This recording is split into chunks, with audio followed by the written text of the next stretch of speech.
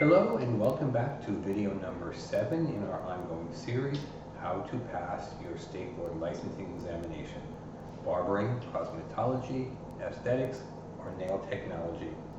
For those of you who've been with us before, great to see you back again. We thank you for your comments and support. For those of you joining us for the first time, please subscribe below to our station, hit the like, comments, notification, and visit our website, www.cosmetologystateboardexam.com. This video will be on Chapter 11, or at least in my book, it's Chapter 11. If you have a different edition of the book, it could be a different chapter. If you have the Pivot Point book, Central Porta Salon Fundamentals, it will for sure be a different chapter.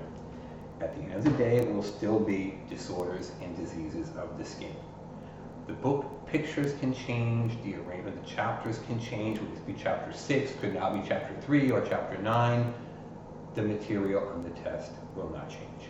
And in the rare event when it does, we will let you know. Just like we spoke about in the older books, a material safety data sheet, MSDS, is now known as a safety data sheet, SDS. And in the older book, Universal Precautions, which say to assume all human blood and body fluid is infected and contagious, are now called standard precautions. Two little changes, okay? We will keep you abreast of any changes. You don't need to go buy a new book for $100 and some odd, okay? As I said, in my book, it's Chapter 11, Diseases and Disorders of the Skin. To restate something I've said before, Chapters 5, 6, and 11 are 60% of the questions on the esthetician exam. In other words, a 100-question exam, 60 questions will come from these 3 chapters. The other 15 or so chapters will be the other 40 questions. We will go very quickly through the remaining 15 chapters after 5, 6, and 11. These chapters, we put one video per chapter because it's so much information. It's hard to even sit through one video hearing on one chapter, never mind all of them together. There'll be 2 or 3 more esthetician videos rounding out the entire book. Then we'll move on to barbering, cosmetology, and nail technology. For many, many years, cosmetologists were at least half of the students taking their licensing exam every day. It seems in the last year or two, coinciding with the beginning of COVID-19 lockdowns, that has shifted, and now we see half the students every day taking their test are estheticians. Therefore, we've put the estheticians first. Not because they're more important than the rest of you, but because there's more of them, okay?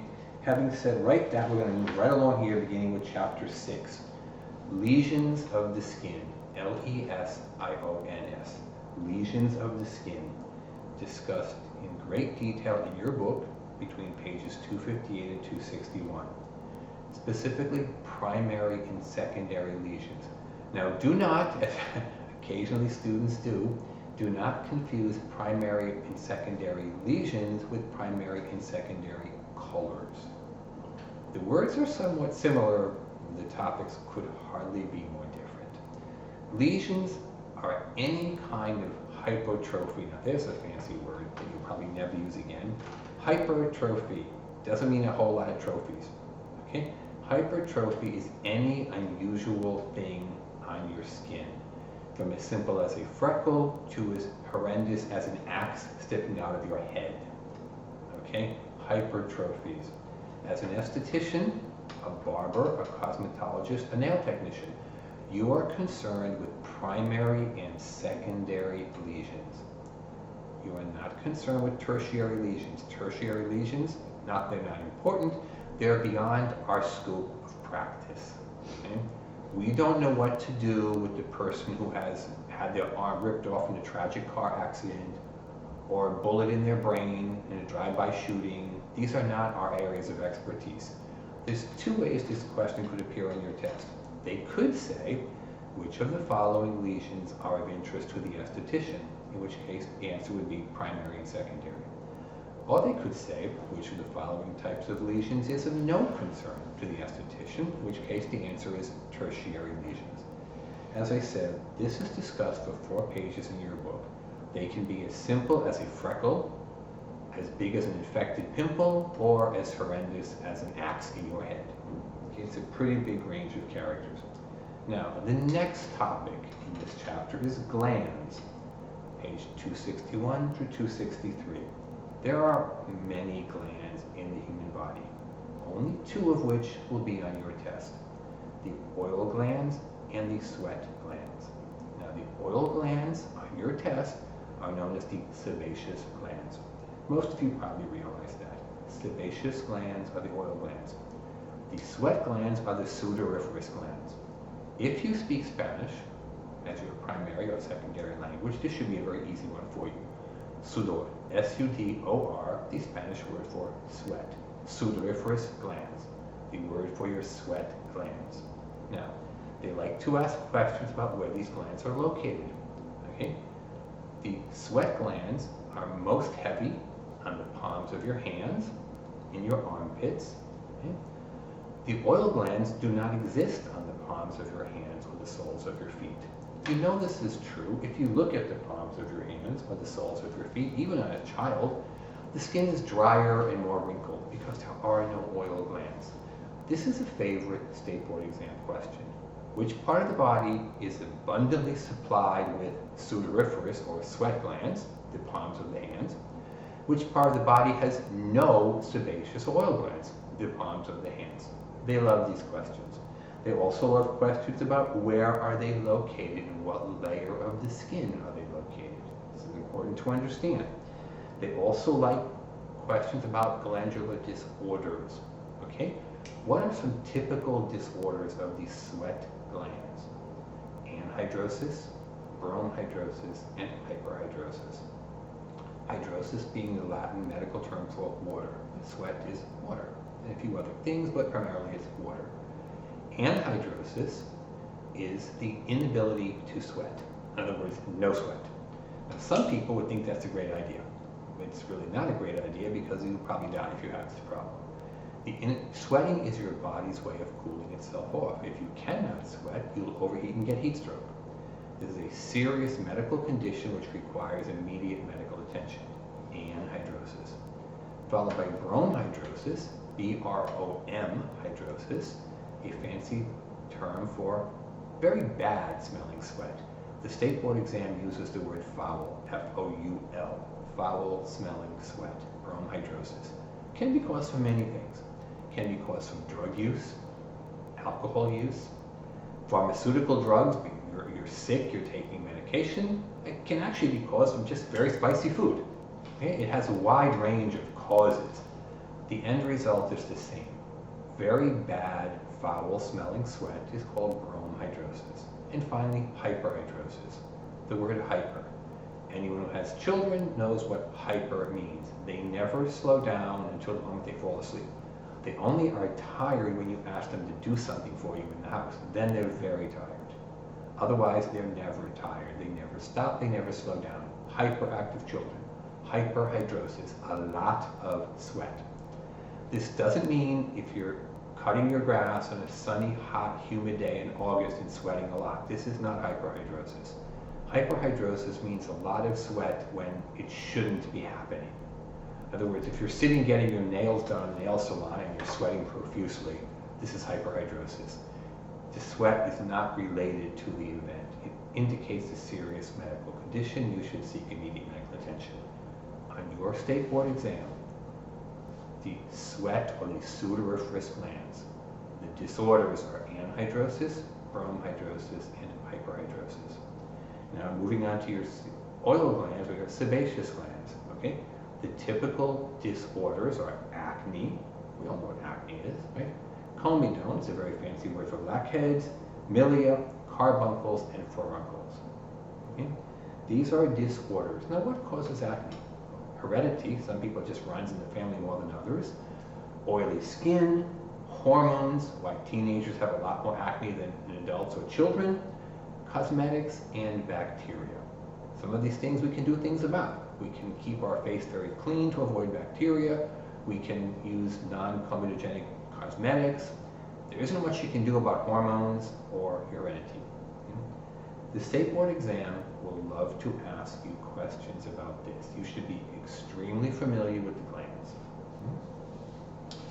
Moving right along, Something they should probably ask you about a lot more than they do, although I have noticed in the last few years an uptick in questions on this topic, would be skin cancer. On page 270 in your book, it gives you a very interesting graph with about 15 or 16 bullet points that you should know about skin cancer. Okay? There are three kinds on your test. There's basal cell, not the word in Italian cooking, B-A-S-I-L. This is B-A-S-A-L. Basal cell carcinoma, fancy word for cancer, carcinoma. Then there's squamous cell carcinoma, and finally malignant melanoma. Starting from the first one, basal cell carcinoma. This is the most common type of skin cancer. It is about 80% of all skin cancers in the world. It is highly treatable. It is almost never fatal if you get to the doctor early and they can remove it. There's several removal techniques. They can freeze it, they can cut it off, they sometimes have to cut into you and actually dig it out. There are several removal techniques depending upon how quickly you get to the doctor. They can usually freeze it off. It's a very small procedure and out in 15 minutes. Okay? 80% of all skin cancers, the most common in the world, highly treatable. Squamous cell is the mid-level. It's sort of a pinkish color. It's rarely tested. Moving on to malignant melanoma. This is the really bad boy in the room. It's only about 5% of skin cancers in the world. It's usually black or brown, raised and jagged. If you do not have this treated in time, you will die. I mean, that's the long story short, okay? When you see a bizarre brown or black raised up patch with jagged edges, you need to get to the doctor very quickly. I don't mean like today quickly, like you're going to be dead tomorrow, but this is not a thing that should be ignored for weeks and months. It will get worse, and if untreated, it will kill you.